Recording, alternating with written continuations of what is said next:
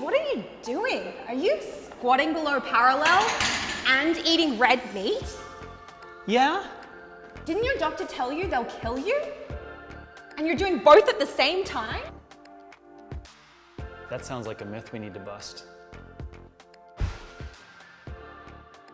So James, we poked a little bit of fun at the notion of avoiding heavy, deep back squats and eating red meat, because they are some refrains that we have heard from the medical world over the years. Yeah. And I think the myth that we're trying to bust today is, are medical professionals always the best people to provide fitness, exercise and nutrition advice? No, and I think that you just hit it. There's no doctor of fitness, but there's lots of doctors of other specialties, and there's just been this, unspoken agreement that it all fits into one category. So this striving for health and this striving for a higher level of human potential has, in some way, shape, or form, been well accepted that there's people with higher levels of competency called doctors that should have the say in what that looks like. And so, no, I don't think they should be the people that are promoting that idea if they can't define what we define as fitness and health. Yeah, so you mentioned this before we started. We're not anti-doctor, we are pro-coach, and it's making sure we're looking at it through that lens. Yeah, that's important for people to recognize. I think it is, but why are often doctors not the best people to go to for that fitness advice? Well, it's not their practice. That's not what you learn. I'm being very generalized in this, but it's important to be patient in listening to my words on it. That's not what they've learned, right? So, we could go through a lengthy story as to what do we learn and how does that take part in day-to-day function for improving people's fitness. But the things that they learn are very important. There's lots of things, but it's not solely 95% of the time based upon basic lifestyle guidelines, movement patterns, chewing food, sunshine, and all these preventative things that allow people to express themselves, right? So when it comes down to it, if that's what people are going to be doing in fitness, shouldn't you have someone who's a professional who does that all the time give that advice? Yes, and that is the fitness coach. That's not the medical professional. So it really has come down to, who has the authority in front of that market, right? And it's still today, it's sad, but it's still today that there's a medicalized concept of competency in terms of movement for fitness, and that's why they shouldn't be the ones doing it. It should be a fitness coach. Where does that come from? Long answer to that, but in a way, I just finished speaking about it, so we could put that in the notes on a Lightboard Learning. It's the evolution of exercise. That's where it largely comes from. Exercise, I'll try to be brief. Exercise used to be a part of our lifestyle, and fitness used to be a part of our lifestyle. And over time, we've recognized, if you haven't come to recognize, this has to be stretched out, but we don't need to move, okay? And so if you don't need to move, then inherently amongst an entire civilization and population, people are not going to exercise, right? So now what we have is a therapeutic idea around exercise, which was embedded from the medical institution, that said this exercise and healthcare, can take care of people not moving. So now you can see that there's this interjection where fitness fits in, exercise fits in as what? A remedy for a poor lifestyle, right? And so who owns therapeutic paradigms?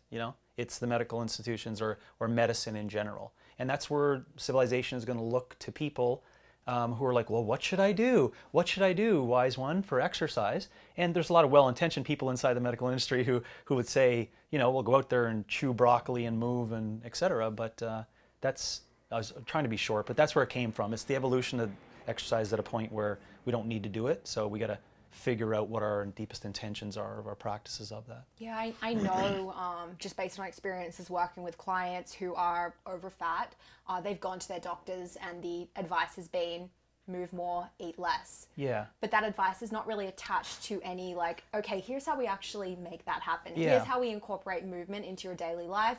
Here's how we connect you to, the appropriate kinds of foods in the appropriate amounts, so you know how to fuel your activity and your function appropriately. Yeah. Well, I'm just adding to your point. Yes, and you just think about that.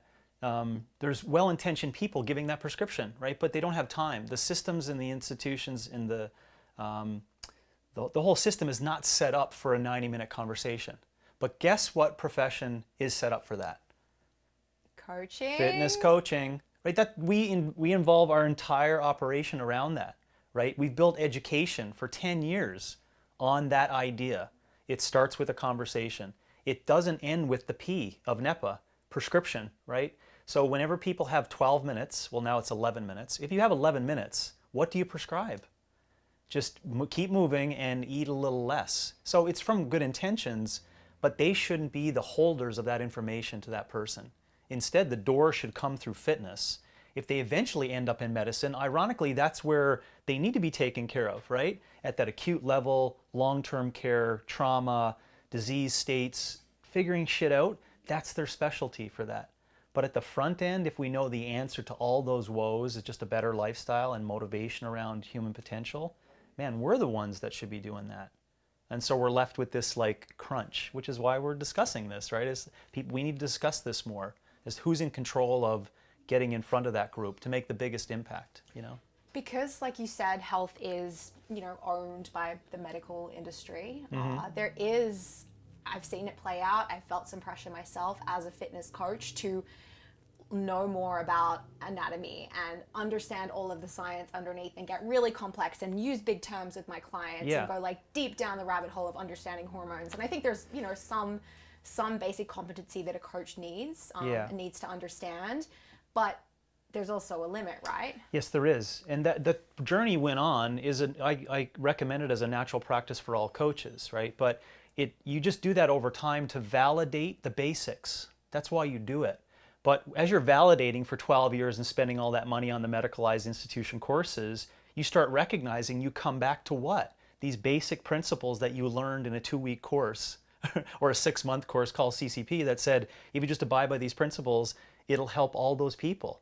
So it doesn't mean you don't need to keep gathering all that information, but it'll help validate all those basics. You hit on another point there that we can't go without mentioning, how that came to be, right? And so it does fit part of that evolutionary story I told you earlier as to how they got to that control, but they were early adopters to the concept of health care, right? So who are the most higher order versions in society today of health care practitioners? It's the fitness coach. So we provide day-to-day mentoring and role modeling for our communities in a definition of what is health, right? We define that, we stretch it out and define it. Secondly, we teach people how to care for themselves. That's the highest order definition of healthcare, right? So what is the other side? I don't know how they called it healthcare. It's sick management, right? Now with those words, it seems like there's a connotation of just a negative connotation to it, but that's the reality. So if we can get on board with calling it what it is, and listen, we could go on and on about all the data that shows that it's actually not health care, right? Otherwise, all those millions of dollars would be spent on behavior change into our heads as to how to get people under intentions of eating and moving well. But that's not where the money is spent. The money is spent on all the other sick management, things, right?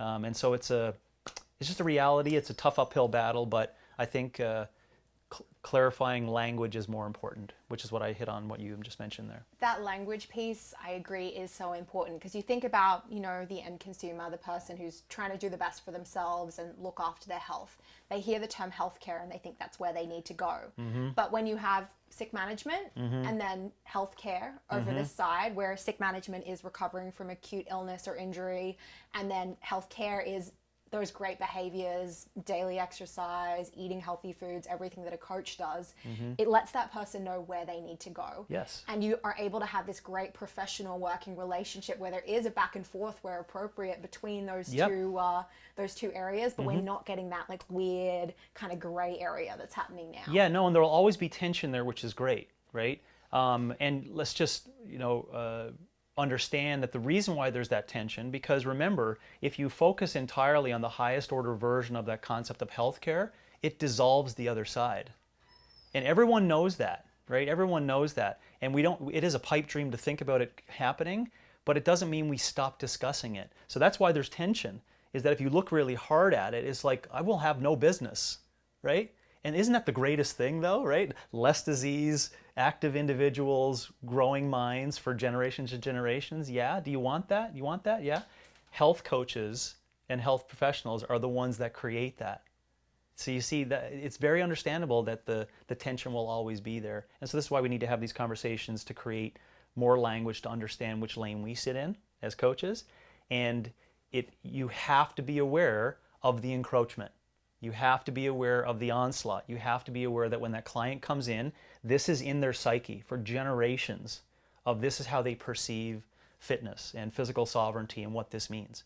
And when you approach it that way, you now can be empathetic, right? So when they say, oh, I can get this in a couple of weeks, instead of going, oh, what a joke, there's no way chance you're gonna get that, you go, you know what, that makes sense that you think that way. Let me tell you how you've been injected based upon that, right? Let me tell you about your parents' behaviors. Let me tell you how your parents grew up in regards to what that means, right? Let me tell you that lineage. Let me tell you this evolutionary story. And then in the end, they're like, yeah, I'm in control of this motherfucker. Like, this is up to me, right? And that's essentially what the health coach is there to do. Again, that takes 90 minutes, and that's going to take a bit of time. So we got to have a system set up where a coach is going to be able to do what you had mentioned there of finding this nice balance between healthcare and sick management. I'm feeling inspired to go out there and get people healthy, James. Yeah, good. Well, if you feel it, then hopefully some others can get. I should mention too that I'm glad we picked this topic. I think we came about it in a different way, but as I was preparing for it in concept, I just got to say that my mentors back in the late 90s were these healthcare advocates like this and activists, and that went away.